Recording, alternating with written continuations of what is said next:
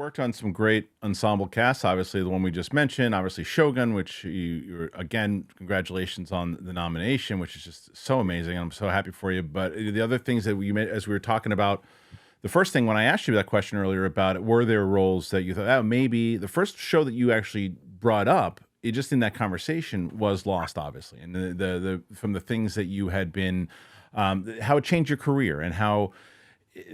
Now, what you heard on Michael Rosenbaum's show, from what you had said inside of that interview, was that it was a guest role. So you do the role, you go, okay, this is cool. I got a good spot. I love the show. My wife and I love the show. We had a kind of a who's gonna get it first. Whoever gets it first, we'll go out to dinner or whatever it might be, and you do, and you get it. But then it turns into this major role.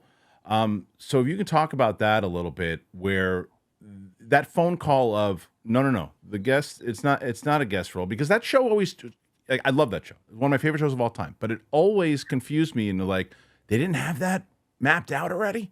They didn't have, like, Richard comes in and did they know Richard was coming back, or they just didn't know, or you did such a great job. They're like, yeah, let's bring him back. Thank you. It's a great question. But to answer that, they did not have everything mapped out, and they were pretty open about that. Damon and Carlton, or Damon Lindelof, Carlton Cuser, the showrunners and writers, creators, they're very open about the fact that they knew where it was going to start, and they knew it was going to end on Jack's eye, open on his eye, close on his eye, and everything else was sort of movable parts, which was sort of freeing to them, in a sense, but they did map out every season thematically. So there was definitely a theme to each season, and that was cohesive. But I think there were definitely moving parts all along. And I think what they did is they went to what they felt was, responding. They responded to whatever they felt was working on their dailies, whatever, they came over. And I think they were intrigued. I imagine they were intrigued by the notion of Richard having some kind of a history with, the Dharma Initiative.